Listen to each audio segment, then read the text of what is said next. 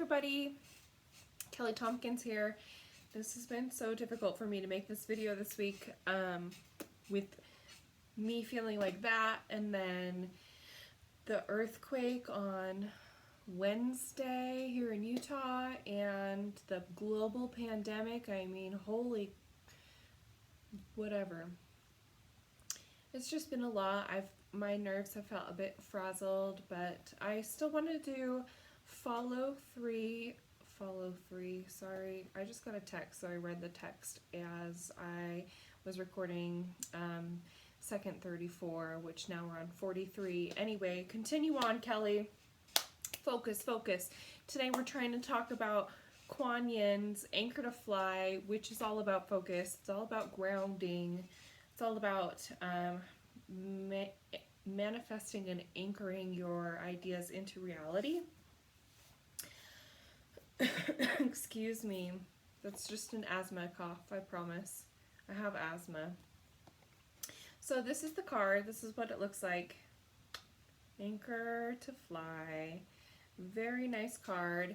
It's Kuan Yin, and she's one half of her is like anchored on the ground, and then the other side is looking out and off into the distance, you know, dreaming dreams.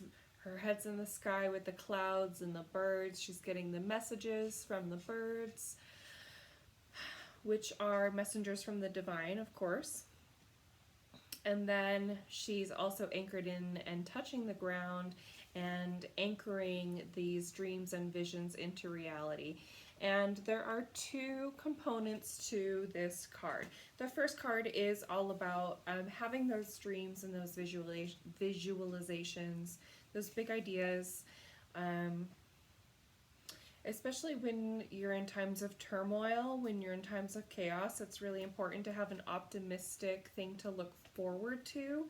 And if you take practical steps to achieve your goals that can ground you a little bit in reality and give you something to focus on that may or may not, you know, distract you from some of your outer chaos, but it also gives you a channel for some of your energy, which keeps you from doing anything you don't want to do, like exerting any energy towards any efforts that don't warrant any energy. Like last week we were talking about internal battles. So if you have something to focus on, it's giving your energy a channel to be directed into. So I think that's a smart thing to think about.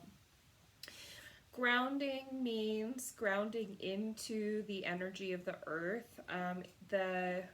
If you're not grounded, you can look spacey or flighty, distracted, lacking focus. I have a tendency to like have a foot in both realities. This is what my oracle cards always tell me. Like I do a lot of dreaming and astral traveling, and that's why I call myself space detective. I'm very active in my brain, especially at night. I feel like I'm doing a lot in my brain all the time. And sometimes if I don't come back when I wake up from meditation or from my dreams, if I don't re-ground myself in this reality, there are birds fighting over a bird nest on my porch. It's really exciting. Very Nat Geo over here. If I don't ground myself back onto earth, then I'm basically going to have my head stay in the clouds all day. That's definitely something I struggle with. If you know me, I can be in my head a lot. I'm in my head a lot. And if you know my human design, for me, that means that I'm in a version of my not self. So it's really nice for me to know that. It gives me an indicator that I'm out of alignment with my personal energy, and there are things that I can do to clear my open head centers. And I have to find the things that work for me. For me, it is usually a creative thing, journaling, painting, drawing, but also like listening to my favorite music, dancing. I'm not going to show you how I dance. It's really embarrassing.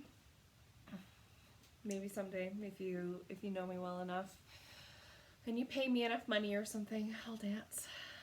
I can't say will, no promises. Anyway, grounding, focus. So When you have really big dreams or any type of goal, actually, the way to ground that dream into reality is with broken up, achievable action steps.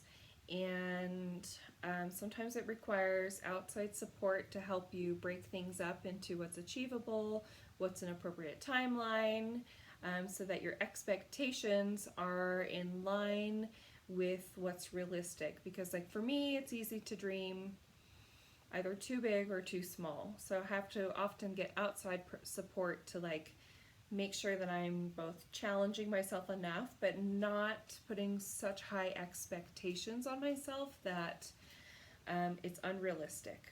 So there's definitely a middle ground there. So that's the first half of this card. The other half of this card is all about detachment. So the first half is like the yang action steps, the energy, the things that you can actively do to manifest and create your dreams from, the dream world, and bring them back here onto earth, back into your present reality, back into this timeline in this body. And the yin aspect of it is detachment. So if you cling too tightly to things, sometimes they may not show up how is best for you. So the best thing that you can do is, like, have a dream and a wish and ask for it and work towards it, but also at the same time emotionally detach and just let go. Excuse me, I'm drinking I hope you all can appreciate this, peach citrus fresca, so I'm a little bubbly. I'm not sponsored, but hey, I'm not saying I wouldn't be sponsored. I'm not against Fresca. I love Fresca. Refresh, right? Focus. So, detachment. Detachment, the reason why we detach from our goals, and instead of, like, focusing on action, yang, yang, yang all the time, is because of the divine aspect of it. Like, we need to surrender to divine support. We need to ask for support. We need to realize that there are things greater than us, bigger than us, that we don't necessarily understand. Human beings are small relative to powers of the universe. And so it makes sense to ask the universe to support you and help you align with your goals. And to receive that support, it's really important to stay open, which means releasing things that don't serve you, like old baggage or stories or emotions, fears, and releasing the baggage so that you can make space to receive. But you can't, like, control the process is the whole thing. You have to surrender into divine support. You have to trust and believe that Kuan Yin has your back. And maybe you can't always see her face, and maybe you can't always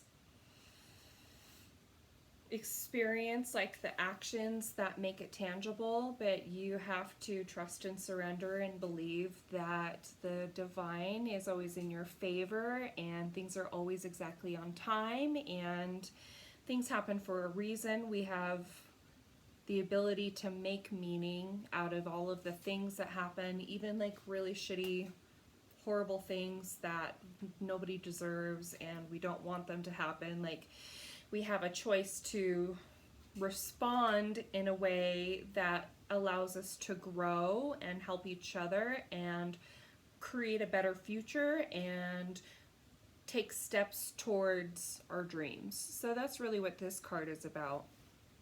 And I mentioned a couple things you can do for grounding, I think. Maybe I didn't. I'll just mention a couple things you can do for grounding.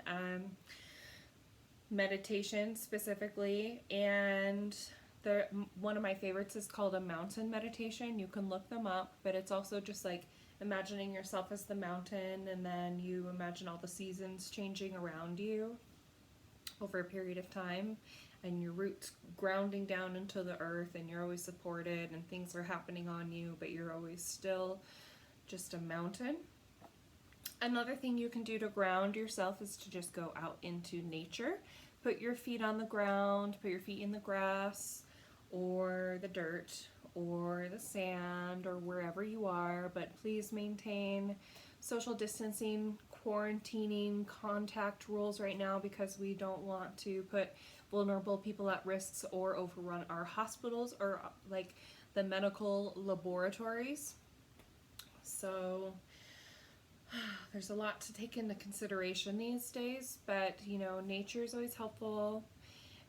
Once you are familiar with yourself and your human design, it's a lot easier to know how to get grounded, because you know which centers you need to clear, or which have consistent types of energy, or which need more support from you in different ways. And then detachment, to surrender. The ways to detach, I would recommend a cord cutting ceremony or a cord pulling ceremony. That's again basically a visualization or meditation where you have the thing and a cord and you pull out your attachment. Or I like to imagine myself in a volcano with Pele's permission, and I like incinerate my attachments in a volcano. You can also write out the things that you want, like if it's a goal, if you have a goal in mind or a dream, you can write it on a piece of paper and burn it, especially if you burn it on the full moon, and then forget about it. And then on the new moon, if you have a new moon journal that you write your intentions in, or if you do other things, like you can write your goal for the new moon and plant it in your garden, or hide it somewhere in the space that encompasses the energy around the goal, like if it's a creative goal or a work goal. So the new moon is for planting intentions, and the full moon is for releasing, because it's full, and once things are in full bloom, after that they begin to release for the next cycle. So you can release your expectations with the full moon, you can plant your goals on the new moon, you can do grounding meditations, clear your energy, learn your human design, anchor to fly. I think that's all that I have to say about that. I know that things are really like up in the air right now, but we have the chance and the opportunity to create the future of our dreams right now. And I personally think that means like plants and gardening and fresh air and clean water, and creating systems that are sustainable with the earth and sustainable for our communities, and where people feel supported with each other, where people feel safe and comfortable and free to live their lives and do what they want to do, and nobody's like fighting for the right to life. Like that's the future that I envision, and I know that things feel really tumultuous right now, so I cling on to that vision. And obviously I can't solve all those problems by myself, but I do believe that the more we get in touch with the way we want to feel and our alignment and our design, and we create like heart-centered communities, I think that's a good way to bring us a step closer to my future of like the future of my dreams. I don't know how you guys feel about that, but I would love to know your thoughts. Let me know if you have any questions. I know I went over a ton of stuff. I rambled, but I just felt like I had to get this video out. Yeah, it's been a wild week. I already tried it one time, and I think I already talked about that. I don't know what I've been saying. I don't know any of the things. What is time? I'm gonna see you later now. Oh, I guess one thing I should tell you about is actually my offer. I have an offer to help you get in alignment with your space. What that means is it's called the Yin Gateway. It's a single session. It's the first way to explore working with me. It's 2 60-minute phone calls over 7 days. So one 60-minute call, and then 1 week later, another 60-minute call. And depending on your focus, you can choose to spark creativity, get grounded, learn about your life path through your lunar nodes, or choose another unique goal that's like specific to you. Feel free to connect with me or contact me. My words are starting to fall apart, so I'm glad I'm wrapping this up. But anyway, the Yin Gateway. So we take one room in your house. We look at your human design, your astrology, and your feng shui, which is your Chinese, Taoist, Eastern astrology. We look at like which walls and directions are good for the goals that you want to focus on. We look at which spaces you need to clear out, and anything else that's specific to the focus that you have selected for your session. So if that sounds interesting to you, if you want to create a space that helps you align with your goals and helps you go on like an inner journey and any other type of creative transformation, I think this offer could be great for you. It's great for spiritual entrepreneurs, or other spiritual professionals, also people who just like need a space to decompress at the end of the day. I think that this could be a helpful offer right now because we're all moving into our homes for an extended period of time. We need to make our rooms and our homes places where we can thrive and feel good because we're going to be spending a lot of time in them.